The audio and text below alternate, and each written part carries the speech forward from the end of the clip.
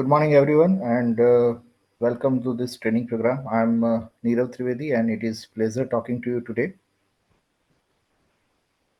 There are few more participants who are going to join us, but it's 10 o'clock, so let us not wait further. People will keep joining, and the room is available for everybody to have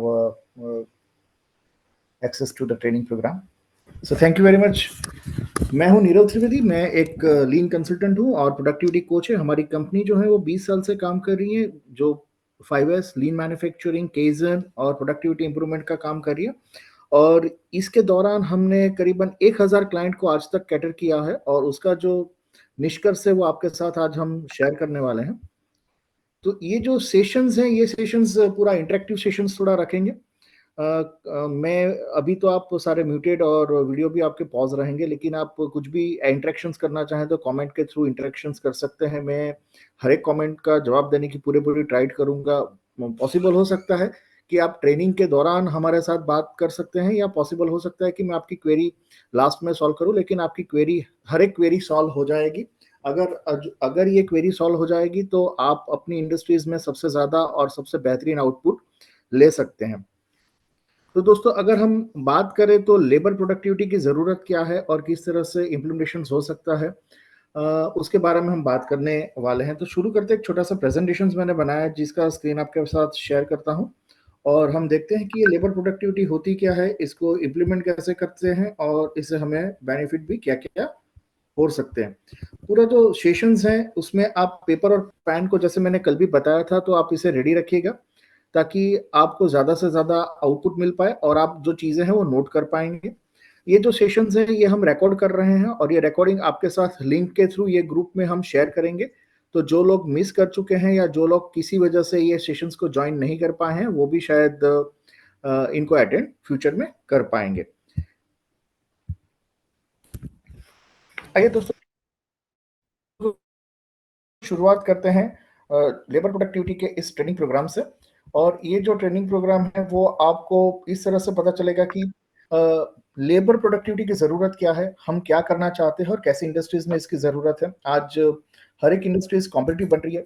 ग्लोबलाइजेशंस के चलते हुए अगर हम बात करें तो ग्लोबलाइजेशंस में हमारे पास आज जो कट कॉम्पिटिशन है, कट कॉम्पिटिशन्स को कैसे किल कर सकते हैं अपनी कॉस्ट को हमेशा कम करके। तो इसके बारे में हम थोड़ा सा आगे जानकारी लेते हैं और शुरू करते हैं ये programme. And thank you so much for joining. आप पेपर और पेन तैयार रखिएगा। बहुत सारी चीज़ हैं जो शायद आप लिखते जाएंगे तो मुझे बेहतरीन आनंद होगा, क्योंकि आप जो 2 घंटे हमारे साथ इन्वेस्ट कर रहे हैं वो आपका वेस्ट नहीं जाना चाहिए। ये भी वैल्यू एड करनी चाहिए आपकी प्रोसेस और प्रोडक्शंस में, और आप यहाँ से कुछ ना कुछ लेके जाएंगे। तो शुरुआत करते हैं कि हमें लेबर प्रोडक्टिविटी इंप्रूवमेंट, जिसे हम फ्यूचर में एलपीआई कहने वाले हैं, तो लेबर प्रोडक्टिविटी इंप्रूवमेंट की हमें ज़रूरत क्या है। तो दोस्तों देखिए, लेबर प्रोडक्टिविटी की ज़रूरत है हमें ऑपरेटिंग कॉस्ट को कम करने के लिए। आज एक कॉम्पिटिटिव ज़माना आ चुका है जहाँ पे आपके कॉम्पिटिटर आपसे कम भाव में किसी वजह से वो आपकी प्रोडक्ट, आपके जैसे ही प्रोडक्ट मुहैया करवा रही है। अगर आप रॉ मटेरियल की कॉस्ट देखेंगे ऑपरेटिंग कॉस्ट के अंदर, तो रॉ मटेरियल की कॉस्ट जो आपको गिर रही है, ऑलमोस्ट उतनी ही कॉस्ट में बाकी के लोगों को भी यही चीज़ मिल रही है। तो यहाँ पे एक चीज़ देखना बहुत अहमियत रखता है कि अगर रॉ मटेरियल की कॉस्ट जो है वो आपकी और उनकी सेम है, तो फिर अगर वो सस्ते दाम पे अच्छी क्वालिटी दे सकते हैं तो आप क्यों नहीं दे सकते हैं। तो पहली चीज यहाँ पे लेबर प्रोडक्टिविटी को इंप्रूव करने की बात जो आती है, वहां पे आता है ओपेक्स। और ये जो ओपेक्स है, ये ओपेक्स को कम करने की जो बात है, तो ओपेक्स को कम करने के लिए हम कुछ ना कुछ करना चाहते हैं। तो ये जो ओपेक्स को कम करना है, ऑपरेटिंग कॉस्ट को कम करना है, उसमें एक अहमियत का रोल आता है लेबर प्रोडक्टिविटी इंप्रूवमेंट का।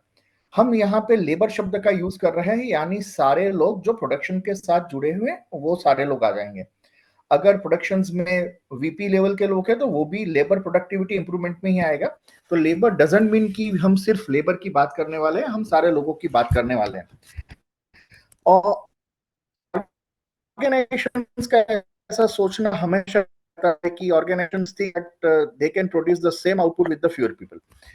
मैनेजिंग डायरेक्टर्स रहते हैं, एचआर के ऊपर एक कांस्टेंट प्रेशर बना रहता है, प्रोडक्शंस के ऊपर कम से कम ऐसा प्रेशर बना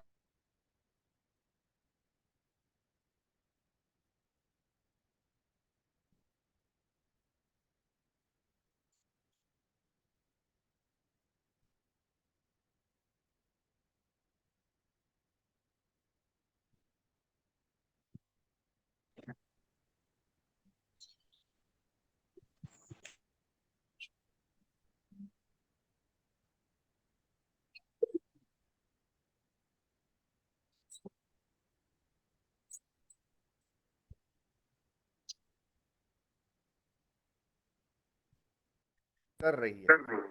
तो जो ये जो बढ़ाने वाला जो काम है, इसके लिए क्या करना पड़ेगा कि आपका जो प्रॉफिट है ये इंक्रीज करने के लिए हमें जो लेबर है उनको हमें कहीं ना कहीं से कम कर देना पड़ेगा। अगर हम ये लेबर को कहीं ना कहीं से कम कर देंगे तो हमारा आउटपुट एक बेहतरीन बन जाएगा और इससे हम ज्यादा से ज्यादा आउटपुट ले सकते हैं। तो हमारा जो कॉस्ट ऑफ ऑपरेशन है ये हम कम करना चाहते हैं और ये कॉस्ट ऑफ ऑपरेशंस को कम करके हम इससे ज्यादा प्रॉफिट या कॉम्पिटिटिव एडवांटेज लेना चाहते हैं। तो ये जो चीज है, just a second, Recording in progress.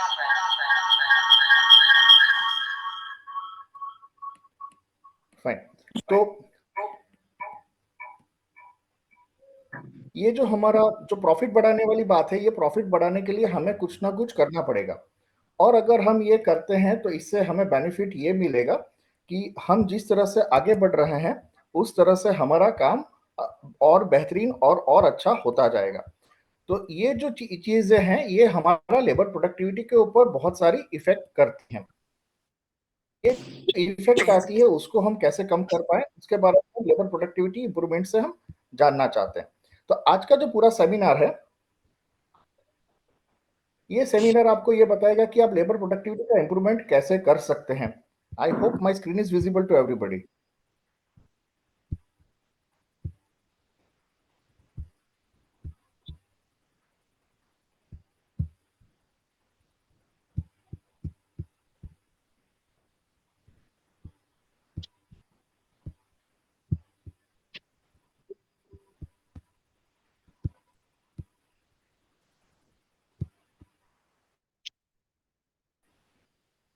तो अगर आप देखेंगे तो हम कुछ एक चीजों की वजह से हमारा जो प्रॉफिट है वो कम हो जाता है और हम यहाँ पे यही चाहते हैं कि लेबर प्रोडक्टिविटी इंप्रूवमेंट करके हम अपना प्रॉफिट बढ़ा सके। तो और ये करके हम कॉम्पिटिटिव एडवांटेज लेना चाहते हैं। तो कुल मिला के हमारा जो लेबर प्रोडक्टिविटी इंप्रूवमेंट का जो प्रोग्राम है वो हम इसलिए करना चाहते हैं कि हम प्रॉफिट बढ़ाना चाहते हैं या कॉस्ट ऑफ ऑपरेशन को किसी वजह से कम कर सकते हैं। तो ये जो कॉस्ट ऑफ ऑपरेशन को कम करने की बात है वो कैसे कर सकते हैं इसके बारे में थोड़ा सा और समझते हैं। तो ये शुरू होता है तो उससे पहले थोड़ा सा समझ लेते हैं कि लेबर प्रोडक्टिविटी इंप्रूवमेंट एक्चुअली होता क्या और कैसे गिनते हैं। तो लेबर प्रोडक्टिविटी इंप्रूवमेंट होता है turnover, number of people in production department, ये एक फॉर्मूला है। एक दूसरा फॉर्मूला आता है production unit, number of people in production department जितने काम कर रहे हैं। एग्जांपल ले लेते हैं, 10 करोड़ मेरा सालाना टर्नओवर हो रहा है और मेरे पास 10 लोग हैं कंपनी में, तो एक बंदा जो पहली फॉर्मूला है इस हिसाब से 1 करोड़ रुपए का टर्नओवर कर रहा है। सो मेरा लेबर प्रोडक्टिविटी इंप्रूवमेंट का जो क्वेश्चन आएगा वो आएगा 1। अगर हम एलपीआई की बात करेंगे तो मान लीजिए 10 करोड़ की बात नहीं कर रहे, हम पैसे की बात नहीं करना चाहते, हम नंबर ऑफ यूनिट की बात करना चाहते हैं। तो अगर मेरा प्रोडक्शन यूनिट, अगर मान लीजिए हम पूरे साल में 10 करोड़ टैबलेट्स बना लेते हैं, 10 करोड़ टन का मटेरियल बना लेते हैं, या मान लीजिए हम 10 टन मटेरियल पूरे साल में बना लेते हैं और हमारे पास 10 लोगों का स्टाफ है, तो हम कह सकते हैं कि हमारा एक स्टाफ 1 टन प्रोडक्शन बना लेता है। तो ये जो चीजें हैं ये हमें पता चलेगी कि ये हमारा लेबर प्रोडक्टिविटी इंप्रूवमेंट है। तो आपको मैंने जैसे बताया था कि आपके पास पेपर एंड पेन रेडी है, तो आप अपनी ऑर्गेनाइजेशन का पहले तो एलपीआई ढूंढ लीजिए। मैं यहाँ पे आपके पास बहुत एग्जैक्ट डेटा की उम्मीद नहीं कर रहा हूँ और ना मुझे डेटा शेयर करने की जरूरत है। अगर आप ग्रुप में डेटा शेयर करेंगे तो मुझे अच्छा लगेगा, लेकिन यहाँ पे मैं चाहता हूँ कि आपके पास कितने लोग हैं और जो प्रोडक्शन डिपार्टमेंट में काम करते हो, आपका टर्नओवर कितना होता है या आप कितना यूनिट बना लेते हैं। अगर आप जितना यूनिट बना लेते हैं और जितना टर्नओवर करते हैं उस हिसाब से आप देखिए तो आपका एलपीआई आज क्या आ रहा है।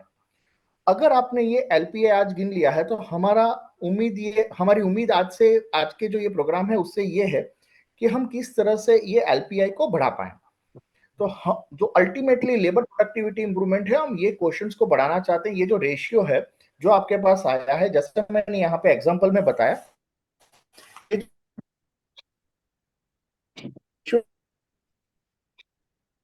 रेशियोज को हम बढ़ाना चाहते हैं, को एनकेश करना चाहते हैं। तो अगर मान लीजिए कि जो पहला फॉर्मूला है, ये पहला फॉर्मूला के अंदर अगर हम एलपीआई गिने तो हमारा 10 करोड़ रुपीस का टर्नओवर है और 10 लोग काम कर रहे हैं, यानी ये अगर रेशियो पकड़ेंगे तो आपका 1 का बैठ जाएगा।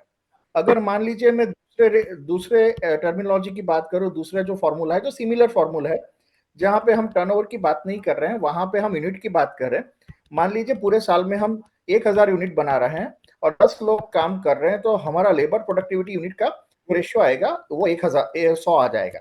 तो इस तरह से ये यहाँ पे गिनती अगर मेरी हो जाती है, तो मुझे पहला काम ये करना पड़ेगा कि ये रेशियो को किस तरह से हम बढ़ा सकते हैं। अगर हम ये इस तरह से रेशियो को बढ़ा सकते हैं, तो हमारा काम एक अच्छे लेवल पे आ जाएगा। और इस तरह से अगर हम देखें, तो जी जो पूरा प्रोसेस है वो हम इम्प्रूव कर सकते हैं। तो जो लेबर प्रोडक्टिविटी इम्प्रूवमेंट रहेगी, ये लेबर प्रोडक्टिविटी इम्प्रूवमेंट में हमारा अल्टीमेट एम जो है, वो ये जो एलपीआई है, इसे हम बढ़ाना चाहते हैं। और इसे कैसे बढ़ाएंगे, इसके ऊपर हम बात करेंगे। तो बहुत सारी चीजें हैं जो लेबर प्रोडक्टिविटी को अफेक्ट करती हैं। बहुत सारी चीजों के बारे में बात करते हैं, जैसे ट्रेनिंग ले लीजिए। अगर आपके जो स्टाफ है, आपके जो ऑपरेटर, वर्कर या प्रोडक्शंस में जो लोग काम कर रहे हैं, वो अगर अच्छे से ट्रेंड होंगे, तो उनकी प्रोडक्टिविटी बेहतरीन आएगी। काफी टाइम आपने एक्सपीरियंस किया होगा कि एक मशीन का चेंज ओवर टाइम रहता है।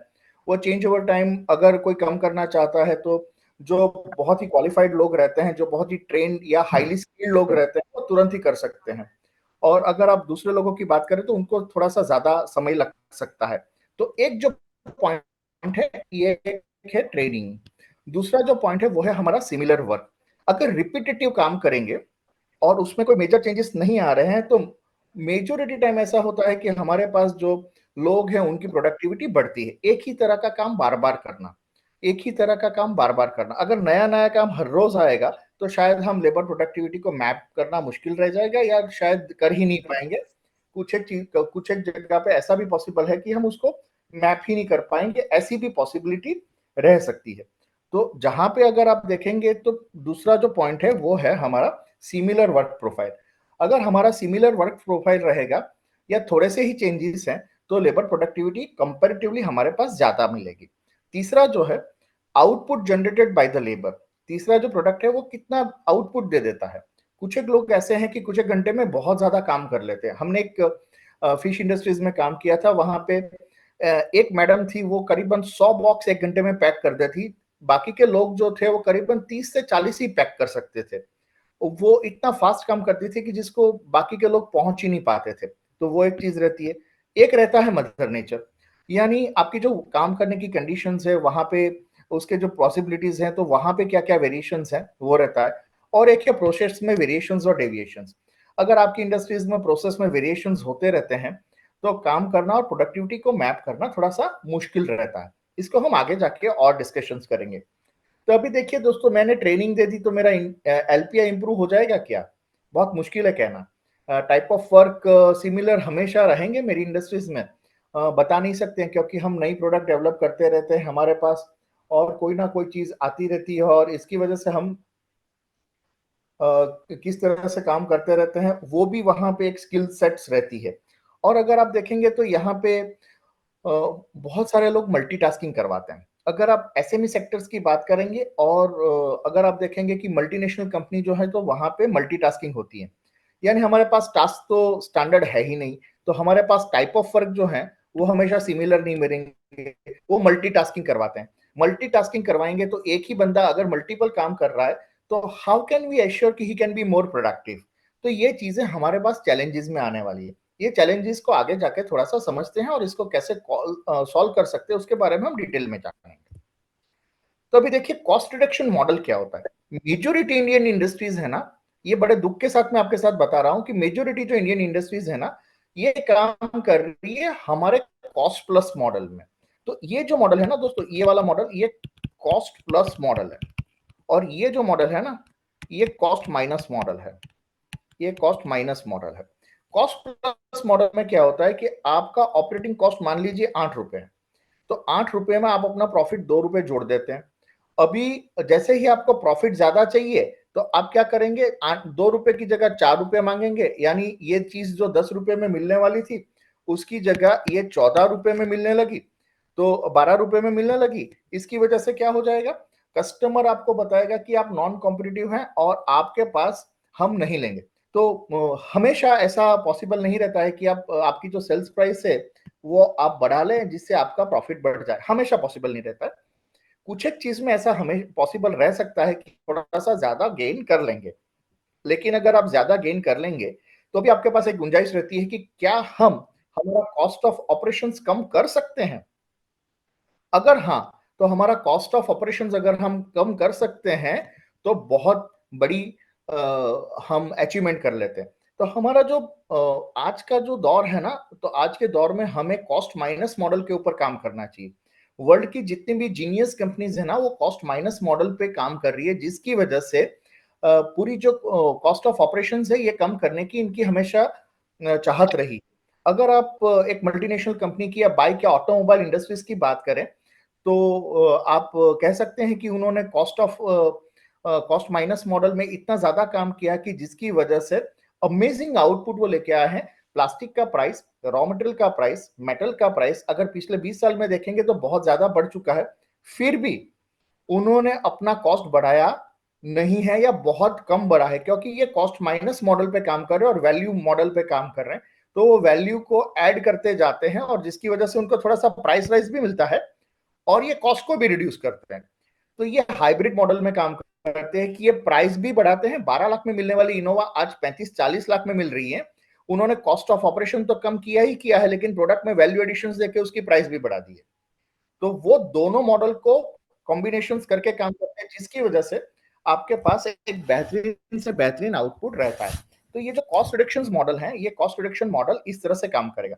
तो अल्टीमेटली हम जो लेबर प्रोडक्टिविटी इंप्रूवमेंट से हम क्या पाना चाहते हैं, तो ये जो हमारा कॉस्ट ऑफ ऑपरेशन 8 रुपए आ रहा है, इसमें हम कहीं ना कहीं इसको कम करके 6 रुपए करना चाहते हैं। अगर हम ये लेबर प्रोडक्टिविटी इंप्रूवमेंट से कर सकते हैं तो हमारे पास इससे बेहतरीन तरीका नहीं है, ऐसा मैनेजमेंट का मानना है। और ये कैसे कर सकते हैं इसके बारे में थोड़ा सा सोचते हैं और इसको थोड़ा सा आगे ले जाते हैं। अब तक के सेशंस में आपको कोई भी क्वेरी है तो आप चैट बॉक्स में जरूर से लिखिएगा। I am here to answer all your query. वहां पे आप नोट करते जाइएगा। somebody is reading that and we are here to answer you। अच्छा, अभी लेबर प्रोडक्टिविटी इंप्रूवमेंट में हमारे पास कुछ एक चैलेंज है। वैसे तो बहुत सारी चैलेंजेस हैं, लेकिन मैंने कुछ एक चैलेंजेस को लिखा हुआ है। पहला है मेरा सेल्स वेरिएशंस। अभी हमने एक केस स्टडी में आपके साथ शेयर करना चाहता हूं। अभी हमने एक कंपनी के साथ काम शुरू करने वाले थे, लेकिन हमने उनको अलग रास्ता दिखाया था क्योंकि वहां पे ज्यादा आउटपुट मिला था। तो अभी वो इंडस्ट्रीज जो है वो काम शुरू नहीं कर पाए। इनके पास हर साल का 36 करोड़ का सेल्स है, लेकिन पिछले 3 महीने में ये 24 करोड़ का सेल्स करते हैं। यानी जनवरी, फरवरी और मार्च में इनका सेल्स जो है वो 24 करोड़ का है, यानी करीबन 8 करोड़ रुपए एक महीने का सेल है। और बाकी के अगर 9 महीने की बात करें तो वहां पे उनका 12 करोड़ का सेल्स 9 महीने में है। तो 9 महीने मुझे क्या लगेगा, मेरे पास लोग ज्यादा हैं, मेरे पास बहुत सारे लोग हैं। ये लोग करते ही क्या हैं, बैठे रहते हैं, तुम इनको निकाल दो, कम लोगों में काम हो ही जाता है। लेकिन जनाब, बाकी के 3 महीने में हमारे पास सबसे ज्यादा प्रोडक्शंस हमें करना पड़ता है because of some supply demand के जो वेरिएशंस रहते हैं मार्केट में, जिसको हम पहुंच नहीं पाते हैं उसके लिए। तो पहला जो है वो सेल्स वेरिएशन है। तो अगर मेरे पास हाई स्किल्ड जॉब है, ये जो इंडस्ट्रीज की मैं एग्जांपल दे रहा हूं, ये मेडिकल डिवाइसेस बनाते थे, हाई स्किल्ड जॉब है। हाई स्किल्ड जॉब में लोग आएंगे और तुरंत वो प्रोडक्शंस करने लगेंगे, ऐसा हर बार मुमकिन होता नहीं है। तो अभी आपको वही लोगों से, यानी 12 करोड़ का सेल्स 9 महीने में करवाया, यानी करीब करीब आपने 1 करोड़, 1.25 करोड़ का सेल्स आपने एक महीने में किया, और वहीं पे वही लोगों से आप 8 करोड़ का सेल्स करवाना चाहते हैं। क्या ये मुश्किल नहीं, नामुमकिन लग रहा है। लेकिन आपका 8 करोड़ के सेल्स के लिए आप अगर वो लोगों को रखेंगे नहीं, तो शायद वो लोग वहां पे टिक ही नहीं पाएंगे, और आपका जो 9 महीने का बिजनेस है जो 10-12 करोड़ का है, वो आप वहां पे मैनेज शायद नहीं कर पाएंगे। तो पहले तो फीलिंग कहाँ से आती है, मैनेजमेंट एचआर को ऐसा बताता है कि हमें कम लोगों में से हमारा काम हो सकता है। तो कम लोगों में हमारा काम कैसे हो जाएगा, वो पता कैसे चलता है। तो लोग जैसे जो 9 महीने है ना, वहां पे मैनेजमेंट का ऐसा थॉट आता है, टॉप मैनेजमेंट का ऐसा थॉट आता है, एचआर को ऐसा प्रेशर बिल्ड होता है, प्रोडक्शन को ऐसा प्रेशर बिल्ड होता है कि सर काम आप लोग कम कर दीजिए। अगर वो 9 महीने में मैं लोग कम कर दूं, तो क्या मेरे पास ऐसा मैकेनिज्म है कि आने वाले 3 महीने में मैं नए लोग ले आऊंगा, वो तुरंत सीख जाएंगे, तुरंत अपनी प्रोसेसेस, मेथड, सिस्टम और क्वालिटी को वहां पे अच्छे से समझ लेंगे और बढ़िया से बढ़िया काम कर पाएंगे। तो ये पहला चैलेंज है। दूसरा चैलेंज है डिफिकल्ट कैलकुलेशंस है। काफी टाइम हमारे पास प्रोसेस का स्टैंडर्डाइजेशन नहीं रहता है। आप चीजों को समझिएगा, हमारे पास प्रोसेस के स्टैंडर्ड्स हैं ही नहीं। जिस तरह से, जिस मेथड से, जिस तरीके से आज एक काम हुआ है, क्या पूरे साल इसी तरीके से हमारे पास वही काम होगा? आप केमिकल इंडस्ट्रीज से हो सकते हैं, फार्मा इंडस्ट्रीज से हो सकते हैं, आप इंजीनियरिंग इंडस्ट्रीज से हो सकते हैं, हो सकता है कि आप पैकेजिंग और प्लास्टिक इंडस्ट्रीज से हो सकते हैं। तो क्या आपको ऐसा लगता है कि जितनी भी प्रोसेसेस आज आप कर रहे हैं, जहां पे मैं कहता हूं कि मैं एक प्रोसेस का ऑब्जर्वेशंस करता हूं, कुछ एक टूल को अप्लाई करता हूं और मैं कहता हूं कि ये 2 लोगों में ही काम होगा, तो क्या ऐसा ही कैलकुलेशंस, ऐसी ही मेथड से पूरा काम हो जाएगा? So that is a second challenge. Third, task monitoring. हम एक काम देते हैं और इसको मॉनिटर करते रहते हैं, इसके डेडलाइंस नहीं रहते हैं, प्रोसेसेस सेम नहीं रहती हैं और इसकी वजह से हमारे पास चैलेंजेस आती हैं। तीसरी चीज है, रिसोर्सेज हमेशा एक ही तरीके के और स्टैंडर्ड्स नहीं रहते हैं, तो रिसोर्सेज में भी बड़े चेंज आते हैं। काफी टाइम मैंने देखा है कि एक मशीन में चेंज ओवर करना है तो 2 लोग मिलकर कर देते हैं, फिर और 1 घंटा लगता है, फिर 4 लोग मिले और 3 घंटे लग गए। तो काफी टाइम हम पूछते हैं, बोले सर क्रेन अवेलेबल नहीं था, रॉ मटेरियल हमारे पास अवेलेबल नहीं था, हमारे पास जो लोग हैं वहां पे वो हाईली स्किल्ड लोग आए नहीं थे। तो रिसोर्सेज जो रहते हैं, man, machine, material, method, system, process, data, वो रॉ मटेरियल, ये सारी चीज हमारे पास स्टैंडर्ड्स रहे ही हमेशा, ऐसा जरूरी नहीं। इंडस्ट्री है, वेरिएशंस है, और इसी तरह से इंडस्ट्रीज चलती हैं, अप्स एंड डाउन्स आते हैं। कुछ एक चीज आज अवेलेबल है वो कल अवेलेबल नहीं हो सकती है, प्रोसेस भी अवेलेबल नहीं होगी या रिसोर्सेज भी नहीं अवेलेबल होंगे। तो इसकी वजह से लेबर प्रोडक्टिविटी को गिनना थोड़ा सा चैलेंजिंग हो जाता है।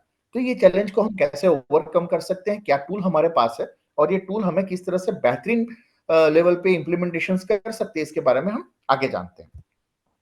यहाँ पे मैंने केस स्टडी दिया है। अभी आप मुझे कमेंट बॉक्स में इसका आंसर जरूर बताइएगा।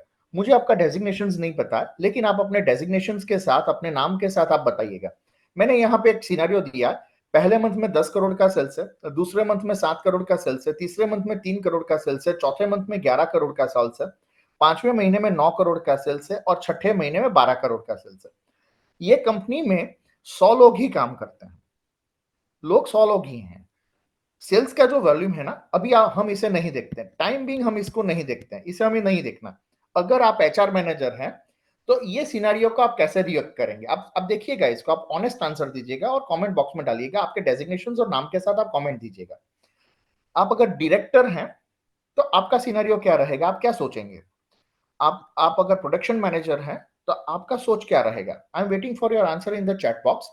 अगर आप एक कॉस्ट अकाउंटेंट हैं, अगर आप एक इंडिपेंडेंट डायरेक्टर हैं, तो आप कॉस्ट कम करने की बात कर रहे हैं, तो आपका सिनेरियो क्या रहेगा? आप क्या कहेंगे जब स्पेसिफिकली 10 करोड़ का टर्नओवर 100 लोगों में हो रहा है, तो मेरा लेबर प्रोडक्टिविटी क्या बनेगा? तो एक अमाउंट का जो एलपी आएगा वो वहां पे मिल जाएगा। 7 करोड़ का है और 100 लोग है तो ये एलपीआई कम हो गया। 3 करोड़ और 100 लोग तो शायद मैं बड़ा मुश्किल से काम कर रहा हूं, तो यहाँ पे भी मेरे पास क्या आएगा? तो मुझे चैट बॉक्स में आप जरूर से बताइए कि अगर आप एचआर मैनेजर हैं तो आपकी थॉट प्रोसेस क्या होगी। तो नॉर्मल केस में अगर मान लीजिए मैं प्रोडक्शन मैनेजर रहूंगा तो मैं ऐसा कहूंगा कि मुझे तो 100 लोग चाहिए ही चाहिए, शायद ज्यादा चाहिए। जब मैंने 12 करोड़ का टर्नओवर किया तो मुझे ज्यादा से ज्यादा मैन पावर की जरूरत पड़ेगी। 3 करोड़ किया, उसमें मैं क्या कर सकता हूँ वो तो सेल्स को देखना चाहिए, मेरे हाथ में नहीं है, शायद मैं ऐसा जवाब दे सकता हूँ। मान लीजिए मैं 3 करोड़ की बात कर रहा हूँ और 3 करोड़ के ये महीने में अगर प्रोडक्शन मैनेजर और एचआर मैनेजर आएंगे तो देखेंगे कि लोग बैठे हुए हैं, तो शायद मैं ऐसा कह सकता हूँ कि कम लोगों में काम हो ही सकता है, तुम लोग इतने ज्यादा मैन पावर लेके क्या करोगे? तो ये अनदर सिनारियो है। तो आप यहाँ पे, मेरा कहने का तात्पर्य ये था कि ये सिनारियो जो है, ये हमारे अलग अलग सिनारियो अलग अलग वजह से हो सकते हैं और ये अलग अलग वजह की वजह से हमारे पास एक इशू आता है। लेकिन अभी एक दूसरा और सिनेरियो, इसमें थोड़ा सा कॉम्प्लेक्सिटी ऐड करते हैं। मान लीजिए मैं यहाँ पे जाता हूँ और मैंने अभी, आप ये सेल्स के वॉल्यूम को छोड़ दीजिए, अभी आप ये टनेज को पकड़िए। यहाँ पे वैल्यू है 100 टन है, 700 टन, 110 है, 350 टन है, 900 टन है, यहाँ पे 1000 टन बनाए, 400 टन बनाए। प्रोडक्ट काफी महंगी और सस्ती भी हो सकती है ना। अभी आपका सिनेरियो क्या हो जाएगा? तो अभी आपका सिनेरियो चेंज हो जाएगा। जो जो जगह पे आप 3 करोड़ में शायद आप जो बात करने वाले थे वो वैसा ही बात शायद आप यहाँ पे नहीं करेंगे, क्योंकि अगर आप देखेंगे तो 12 करोड़ का वैल्यू हुआ है लेकिन प्रोडक्शन तो 400 टन ही हुआ है, और यहाँ पे 3 करोड़ का ही वैल्यू है लेकिन 350 टन बना है। और अगर, तो ये जो प्रोडक्शंस के जो चेंजेस हैं, इसको हम कैसे निपटेंगे? अभी भी इसमें एक कॉम्प्लेक्सिटी मैंने नहीं डाली है, आप चाहे तो डाल सकते हैं। इसमें आपका प्रॉफिट कितना है? हो सकता है कि आपने जो सबसे कम बनाया है उसमें सबसे ज्यादा प्रॉफिट हो, या हो सकता है जो सबसे ज्यादा बनाया है उसमें सबसे ज्यादा प्रॉफिट हो। तो अगर 350 टन जो बनाया हुआ है, चाहे मेरा 3 करोड़ का ही प्रोडक्ट है, लेकिन इसमें मुझे 2 करोड़ का प्रॉफिट आ गया, पॉसिबल है ऐसा। और अगर मैंने 10 करोड़ या 12 करोड़ का बनाया है, लेकिन इसमें मेरा 20 लाख का ही प्रॉफिट है, ऐसा भी हो सकता है। ये केस में मेरा रिएक्शन क्या आएगा? हर बार आप इसको देखिएगा तो आपके आपके पास यहाँ पे एक सबसे बड़ा चैलेंज आएगा कि जो जो चीजों को आप काम कर रहे हैं, ये चीजों में आपके पास हमेशा एक इश्यूज आएंगे। वो इश्यूज आएंगे, वो है आपके लेबर प्रोडक्टिविटी के इंप्रूवमेंट रिलेटेड। तो आप यहाँ पे क्या कर सकते हैं? तो ये सिनेरियो अगर आपके पास होता है, तो हम लेबर प्रोडक्टिविटी को कैसे गिनेंगे? तो इसको थोड़ा सा और आगे ले जाते हैं। तो लेबर प्रोडक्टिविटी इंप्रूवमेंट करने के लिए हमारे पास क्या टूल्स हैं? हमारे पास 3-4 अच्छे टूल हैं। पहला जो टूल है, जो सबसे पॉपुलर है और इंडस्ट्री है ना, ये टूल के लिए ऐसा ही कहती है कि हमें टाइम मोशन स्टडी करवाना है। तो टाइम मोशन स्टडी की बात करते हैं, जो ये मैं आपके साथ स्ट्रेटेजी शेयर कर रहा हूँ, इसे नोट करते जाइएगा। स्क्रीनशॉट ले सकते हैं तो वो भी लीजिएगा। वैसे तो यूट्यूब का लिंक है, वो आपको मिलने ही वाला है at the end of the sessions. तो आप सेशंस में बने रहिए और आपको पता चलेगा कि ये किस तरह से इंप्रूव कर सकते हैं। तो टाइम एंड मोशन स्टडी एक ऐसा सब्जेक्ट मैटर है जिसकी वजह से आप लेबर प्रोडक्टिविटी को इंप्रूव कर सकते हैं। दूसरा एक आता है जिसे मैन मशीन मैपिंग कहते हैं या मैन मशीन मैथड कहते हैं। तो मैन मशीन मैपिंग या मैन मशीन मैथड से आप इसकी प्रोडक्टिविटी को मैप कर सकते हैं। एक तीसरा आता है जिसे मोस्ट कहते हैं, जिसे माइनर्ड ऑपरेशन सीक्वेंस टेक्निक कहते हैं, इसको भी एक यूज कर सकते हैं। और एक और टेक्नोलॉजी आती है जिसको कहते हैं MODAPTS, that is called as a modular arrangement of predetermined time standards. यहाँ पे एक चीजों को समझिएगा, प्री डिटरमाइंड टाइम स्टैंडर्ड्स, ये शब्द बहुत ये कीवर्ड है और इसके ऊपर बहुत दारोमदार है। फॉर चारों जो चीजें हैं, चारों जो टेक्निक्स है, इसको यूज करने के लिए चारों चीजों में टाइम स्टैंडर्ड्स की बहुत अहमियत रहेगी। और ये चारों चीजों को आज हम सीखेंगे, समझेंगे और इसको कैसे इंप्लीमेंट करना है, या इसके अलावा हम क्या कर सकते हैं उसके बारे में बात करेंगे। तो जैसे यहाँ पे मॉडल्स में हमने देखा कि modular arrangement of predetermined time standards यहाँ पे आ चुके हैं। तो इसकी वजह से आपको कुछ ना कुछ 4 मेथड से हम इम्प्लीमेंटेशन कर सकते हैं। तो पहला देखते हैं, टाइम एंड मोशन स्टडी की बात करेंगे। अभी टाइम एंड मोशन स्टडी जो है ना, ये क्या है? ये साइंटिफिक अप्रोच है और ये इंप्रूव करता है आपकी वर्क प्रोसेस और labour productivity in various industries. और ये 20वीं सेंचुरी में बना था। ये होता कैसे है? तो पहला जो स्टेप है वो ऑब्जर्व करते हैं, दूसरा जो स्टेप है वो मेजर होता है, तीसरा जो स्टेप है उसको ऑप्टिमाइज या उसको वर्क प्रोसेस को करते हैं। तो यहाँ पे क्या होता है, पहले आपकी प्रोसेस को ऑब्जर्व करना है, फिर उसको मेजर करना है और उसके बाद उसको ऑप्टिमाइज करना है। ऐसा कुछ यहाँ पे मैंने एक एग्जांपल दिया हुआ है कि जैसे मैंने यूजिंग लीवर प्रेस पार्ट, तो टोटल टाइम इतना लगा, लेवल टाइम इतना है, एवरेज रेटिंग इतना है, मिनिमम टाइम इतना है, मैक्सिमम टाइम इतना लिखा है, एवरेज टाइम इतना आएगा और वैल्यू इंडिकेटर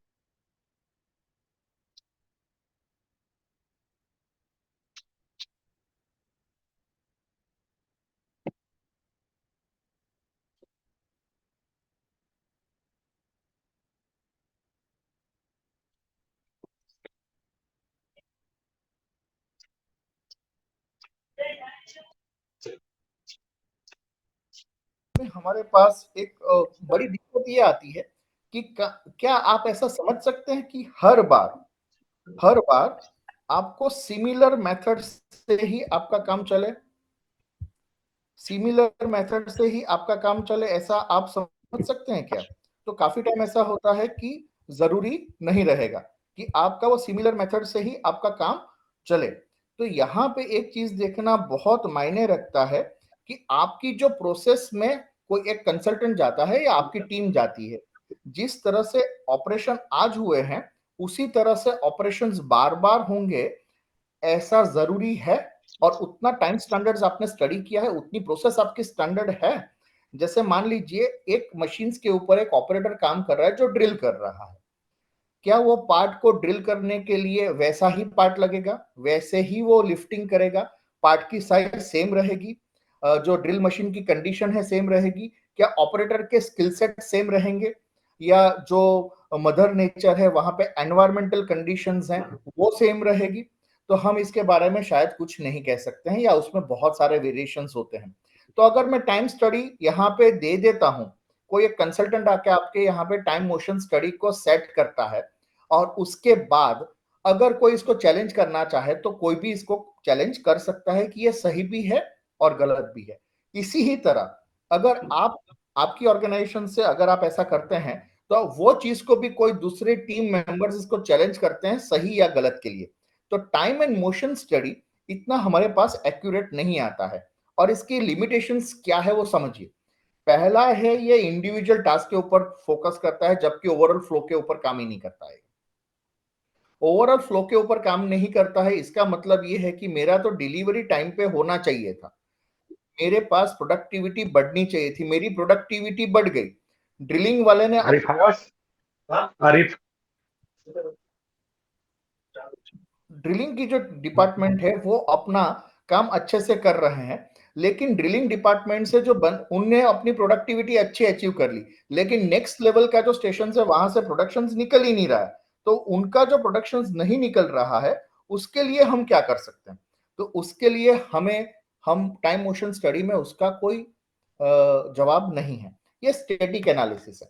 तो ये जो अकाउंट की जो वेरिएबिलिटी आती है, एग्जाम्पल के तौर पे प्रोडक्ट बदल गई, पार्ट बदल गए, मेटल बदल गया, एमओसी बदल गई, ड्रिल बिट्स बदल गए, एनवायरमेंटल कंडीशंस चेंज हो गई हैं, कॉम्प्लेक्सिटी बढ़ गई है, एक्यूरेसी बढ़ गई है, ये सारी चीजों के बारे में टाइम मोशन स्टडी बात नहीं करता है। अच्छा, time motion study non value added activity को भी इग्नोर करता है। जो चीज यहाँ पे 3 एक्टिविटी आएगी, वैल्यूएडेड, नॉन वैल्यूएडेड और नेसेसरी नॉन वैल्यूएडेड, वो हम आगे जाके देखेंगे। तो ये एक्टिविटी को यहाँ पे स्टडी ही नहीं करता है। ये सिर्फ रिपीटेटिव टास्क के बारे में बात करता है। अगर आपके पास repetitive similar task for the same product for the same machines नहीं है, तो टाइम एंड मोशन स्टडी आपकी इंडस्ट्रीज, आपकी प्रोसेस के लिए ये एक्यूरेट टूल नहीं है या स्ट्रॉन्ग टूल नहीं है, ऐसा मैं दावे के साथ कहूंगा। और ये चीज वर्कर से रेजिस्टेंस क्रिएट करवा सकता है। वर्कर अपने मुद्दे रख सकते हैं कि सर पहले जो ड्रिल था वो अलग टाइप का था, आज जो मटेरियल है वो अलग टाइप का है, मशीन कंडीशंस अलग टाइप की है, पहले रिपीटेटिव जॉब था तो वहां पे 100 पीस बन गए, अभी तो ये एक एक पीस करने हैं, हर एक के अलग अलग हैं, तो शायद इसमें और चेंजेस आएंगे या इतने ही टाइम में इतना आउटपुट आए, ऐसा पॉसिबल नहीं है। तो ये लिमिटेशंस के साथ ये चीज हो सकती है। दूसरी जो टेक्निक, जो हमने 4 टेक्निक की बात की थी दोस्तों, पहला टेक्निक हमने ये देखा, अभी देखते हैं दूसरा टेक्निक, मैन मशीन मैपिंग। ये मैन मशीन मैपिंग क्या होता है, ये थोड़ा सा मैं आपको ब्रीफ कर दूं। मशीन काम कर रहा है और लोग फ्री हैं, लोग काम कर रहे हैं और मशीन है, मशीन फ्री है। दूसरी चीज आती है, लोग और मशीन दोनों फ्री हैं या दोनों काम कर रहे हैं। छोटा सा एक एग्जांपल दे दूं, अगर आपके पास कोई ऑटोमेशन का टूल है जिसे व्हाट्सएप से आप मैसेज कर रहे हैं, तो क्या हो रहा है, यानी व्हाट्सएप से ऑटोमेशन से मैसेज जा रहे हैं, आप तो खाली बैठे हैं। तो man is free, machine is working. जैसे मान लीजिए आपका सीएनसी लेथ मशीन ले लीजिए, तो मशीन खुद ब खुद कट ले रहा है, 5 मिनट का साइकिल टाइम है, ऑपरेटर वहां पे खड़ा है, तो ऑपरेटर फ्री है और जो मशीन है वो काम कर रहा है। फिर ऑपरेटर काम करेगा, जैसे वहां से जो आपका जॉब है, जॉब को अन टूल से बाहर निकालना है, उसको अनलोड करना है, बाहर निकालना है, उसके ऊपर साफ सफाई करनी है, या कोई मार्किंग करने हैं, प्रोग्राम को सेट करना है, वगैरह वगैरह, तब ऑपरेटर काम कर रहा है और मशीन खाली है। और कोई चीज ऐसी भी हो सकती है कि वहां पे मैन और मशीन दोनों चीज साथ में काम कर सकती है, जैसे एक ही ऑपरेटर 2 मशीन को हैंडल कर रहा है। ऐसा क्यों कर सकता है? क्योंकि वो 5 मिनट का ऑपरेशन साइकिल टाइम है, 5 मिनट के ऑपरेशन में मशीन आपका काम कर रहा है, तब ऑपरेटर फ्री है। तो जब ये 5 मिनट के लिए ऑपरेटर फ्री है, तो ये दूसरे मशीन पे जाके जॉब को लोड करके उसको वहां पे काम करवा ही सकता है। इसकी वजह से आपके मैन मशीन में प्रोडक्टिविटी में यूज में आपको ज्यादा से ज्यादा बेनिफिट हो सकता है। अभी यहाँ पे दिक्कत ये आती है कि आपने एक मशीन में 5 मिनट का साइकिल टाइम दिया है जो एक प्रोडक्ट तक ही सीमित है, दूसरी प्रोडक्ट अगर आप लेंगे तो वो 2 मिनट की हो जाएगी। इसकी वजह से क्या होगा, जब वो 2 मिनट की हो जाएगी तब आपका ऑपरेटर फ्री रहेगा क्या? नहीं। और दूसरी प्रोडक्ट जो सामने वाले मशीन पे है वो शायद हो सकता है 30 सेकंड का ही साइकिल हो, तो आप वहां पे भी स्टैंडर्ड साइकिल टाइम को मैच करना बहुत दिक्कत रहता है। ये चीजों को समझिए। अगर आपके पास एक मशीन के ऊपर वो सीक्वेंस में काम चल रहा है और दूसरे मशीन के ऊपर वही सीक्वेंस में काम चल रहा है और वहां पे मैन मशीन चार्ट से आप पता कर सकते हैं कि ये कौन फ्री बैठा है या कौन काम कर सकता है, तो ये आपको आउटपुट देगा। अगर ऐसा नहीं हुआ तो ये आउटपुट देने वाला नहीं है। और हर एक बार इतनी स्टैंडर्ड प्रोसेस हो आपकी इंडस्ट्रीज में, तो ये टूल बहुत ही बढ़िया टूल है, आप इससे तुरंत मेजरमेंट कर सकते हैं। हमने काफी सारी ऑटोमोबाइल इंडस्ट्रीज में इसका यूज किया हुआ है, क्योंकि वहां पे प्रोसेसेस फिक्स्ड है, सीक्वेंस फिक्स्ड है, प्रोडक्ट में वेरिएशंस नहीं आते हैं, तो आप ये कर सकते हैं। और आप यहाँ पे भी आपकी इंडस्ट्रीज में अगर ये प्रोसेस स्टैंडर्ड्स बनी है तो आप ऐसी चीज कर सकते हैं। अगर ये नहीं है तो आप ऐसा चीज नहीं कर पाएंगे। तो ये जो था वो दूसरी टेक्निक थी जिसे मैन मशीन चार्ट कहते हैं। जो मोस्ट की बात कर रहे हैं, जो तीसरा जो टूल है, ये मोस्ट कॉम्प्लिकेटेड टूल है। और कॉम्प्लिकेटेड टूल को मैं अभी थोड़ा सा साइड पे रख रहा हूं। हम आते हैं अभी ये जो मैन मशीन चार्ट की बात कर रहे हैं, तो इसमें क्या हो जाएगा कि स्टैटिक स्नैपशॉट्स है, तो डायनेमिक प्रोसेस के चेंजेस को ये कंसिडरेशंस नहीं कर रहा है। अच्छा, ये ओवरली सिंप्लीफाइड प्रोसेस के बारे में बात करता है, जो हमेशा पॉसिबल नहीं रहता है। जो डेटा कलेक्शंस होते हैं वो हमेशा सब्जेक्टिव रहते हैं। वर्कर्स जो हैं वो ओवरलुक कहीं ना कहीं कर ही सकते हैं। और प्रोसेस जो चेंजेस है वो प्रोसेस चेंजेस की वजह से ये मैन मशीन चार्ट आउटडेट हो ही सकता है। लोग इसे चेंज करने में डिफिकल्टी अनुभव करते हैं और हमेशा एर्गोनॉमिक और सेफ्टी जो है इसमें कंसीडर नहीं किया जाता है। जो सबसे बड़ी बात है ये टूल की, वो है best suited for repetitive and well defined process. Last point को आप देखिएगा, गौर फरमाइएगा। तो best suited for repetitive well defined processes. तो क्या हमारे पास सारी प्रोसेस हैं? अगर हाँ तो ये चीज काम करेगी, अगर नहीं तो ये नहीं कर पाएगी। अगर इस तरह से हम काम कर पाएंगे तो that may work and that may not work. तो यहाँ पे जो लिमिटेड एप्लीकेबिलिटी रहेगी तो वो हमारे पास हमेशा काम करेगी, ऐसा हम नहीं कह सकते। देखिए कमेंट बॉक्स में किसी ने लिखा है standard mapping will be an input for this type of study, as variations in sequence of operations from operator to another operator will not help on such issues. One of the important criteria you can also consider on man hour productions, that is similar है, आपने जो मैंने बताया वो man hour productions की ही बात कर रहे हैं। Thank you so much for your input. तो आगे बढ़ते हैं। एक आता है जो ये लेटेस्ट टेक्नोलॉजी, वैसे तो 1966 में ऑस्ट्रेलियन क्रिस ने डेवलप की थी, ऑस्ट्रेलियन जेंटलमैन है। ये मॉडएप्स है। अब ये कितना कॉम्प्लिकेटेड है और कितना डिफिकल्ट है इसको समझते हैं। इसमें इन्होंने हाथ के मूवमेंट दिए हैं। ये 1 2 3 4 5 के सेक्शंस हैं। 1 2 3 4 5 के सेक्शंस में अगर आप देखेंगे तो यहाँ पे आप G1 G2 G3 P5 G8 ऐसे नंबर्स दिख रहे हैं। ये जो नंबर्स हैं ये सारे नंबर्स आपको यहाँ पे भी दिखेंगे ग्रीन कलर में। मूवमेंट क्या हो रही है, जैसे प्रेस करना है, पिकअप करना है, लिफ्ट करना है, देखना है, ऑब्जर्व करना है, दौड़ना है, बैठना है, उठना है, चलना है, आई का है, हील का है, जज करना है, प्रेस करना है, वॉक करना है, बैंड करना है, ये सारे मूवमेंट्स यहाँ पे दिए। और ये मोड आता है, अगर आप देखेंगे तो एक मोड यानी 1.29 सेकंड होता है, यानी 0.129 सेकंड होता है, यानी 465 मोड को लेंगे तो 1 मिनट बन जाती है।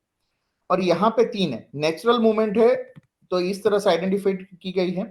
अगर विलिस अननेसेसरीली अनवांटेड है तो ये ऐसा है कि this movements that need to be eliminated together, तो ऐसी आएगी। तो यहाँ से एक मोड बनता है। एग्जांपल देंगे तो समझ में आ जाएगा।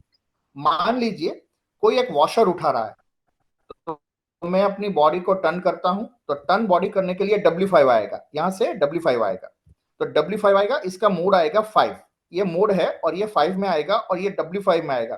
तो W5 यानी मुझे टर्न करना है, बैंड करना है, तो W5 आएगा, तो यहां से ये लिफ्ट हो गया, तो W5 का मोड आएगा 5। बैंड डाउन करने हैं तो B17 आएगा और इसका मोड आएगा 8.5। गेट वॉशर है तो M4G3 आएगा। M4G3 को थोड़ा सा समझते हैं। तो M4 क्या है कि मेरा हैंड मूवमेंट होगा तो M4 आएगा और इसके साथ G3 आएगी तो मैं लिफ्ट करूंगा। तो ये दो मोड को मैंने यहाँ पे सम करके यहाँ पे ऐड किया है, तो इस तरह से आएगा। स्ट्रेटन अप करेंगे, वापस वो झुकता है, खड़ा होता है, टर्न बॉडी करता है, प्लेस वॉशर करता है, ये सारी चीज करके इसके जो मोड बन रहे हैं, ये मोड बन रहे हैं 43 के। तो ये 43 मोड में काम कर रहा है। अभी मैंने वर्क सेशंस को मॉडिफाइड किया प्रोडक्टिविटी इंप्रूव करने के लिए, तो वहां पे मैंने बॉडी बैंडिंग को कम कर दिया, मैंने वॉशर्स को नजदीक ही रख दिया है, तो मेरा बॉडी बैंड नहीं होगा, मेरा बैंड डाउन नहीं हो जाएगा, मुझे वापस खड़ा नहीं होना पड़ेगा, मेरी बॉडी टर्न नहीं होगी। तो मेरे जो काफी सारे अनवांटेड एक्शंस थे जिसकी वजह से वैल्यू एडिशंस नहीं हो रही थी, इसको मैंने एलिमिनेट कर दिया। ये एलिमिनेशंस करने की वजह से मेरे पास मोड जो है वो शायद 2 रह गए और वीजी रह गए। तो मेरा मोड पहले 43 का था, अब ये 14 का हो गया। इसकी वजह से मेरा प्रोडक्टिविटी इंप्रूवमेंट में एक्स परसेंटेज हुआ, पर्टिकुलरली ये प्रोसेस में, ऐसा कह सकता हूं। ये चौथा स्ट्रेटेजी था मॉडेप्स का, हम जो यूज कर सकते हैं इसके लिए। अभी मुझे बताइए, क्या आपकी ऑर्गेनाइजेशंस में इससे बड़े लॉस हैं? अगर नहीं है तो मेरे पास और एक बढ़िया स्ट्रेटेजीज हैं कि जिस तरह से ये बहुत माइन्यूट लेवल पे काम कर रहा है। आप देखिए, टाइम मोशन स्टडी जो काम कर रही है वो स्पेसिफिक प्रोसेस के ऊपर काम कर रही है। स्टैंडर्डाइज वर्क, रिपीटेटिव वर्क, और वहां पे नॉन स्टैंडर्ड चीजें नहीं चलेगी।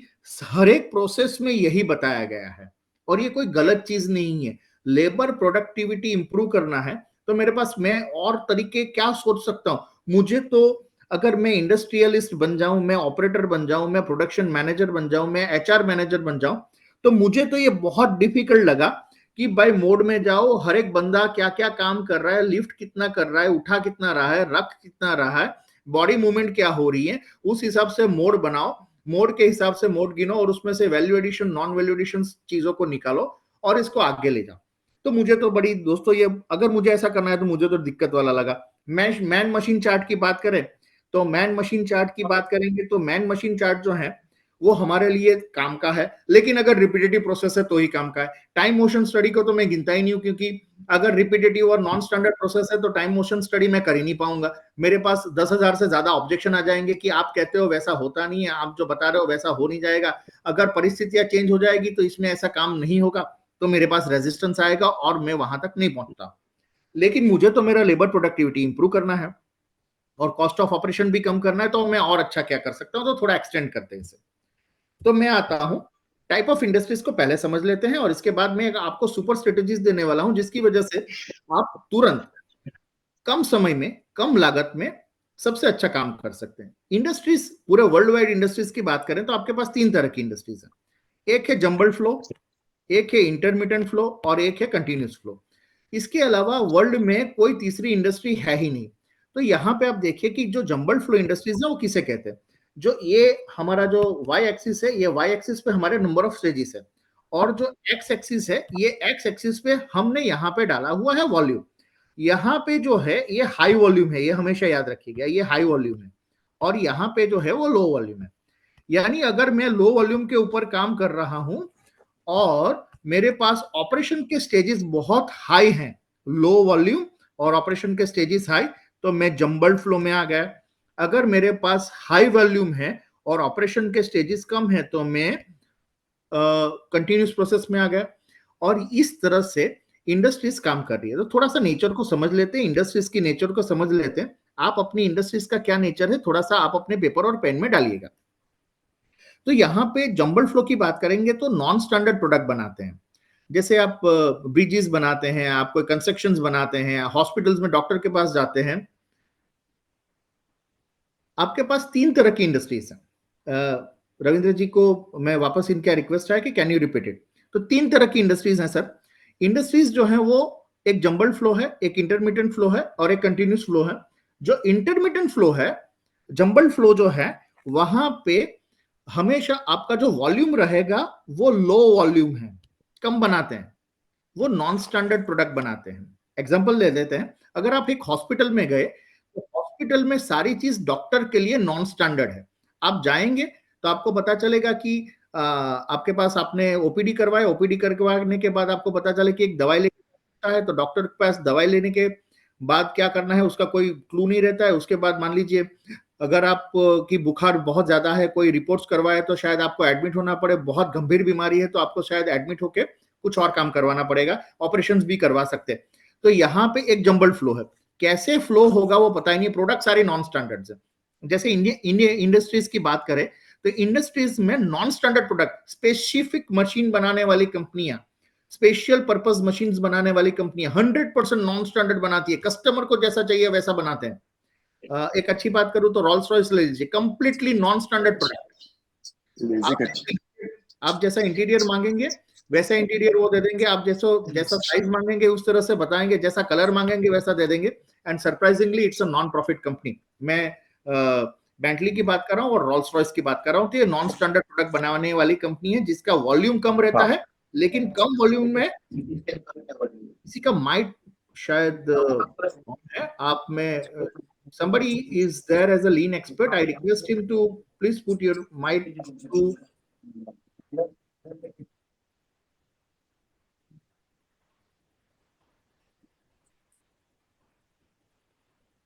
चलिए। तो यहाँ पे जो जंबल फ्लो है, ये जंबल फ्लो जो है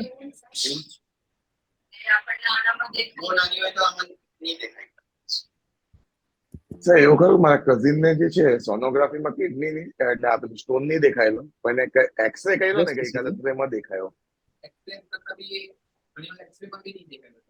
ઓકે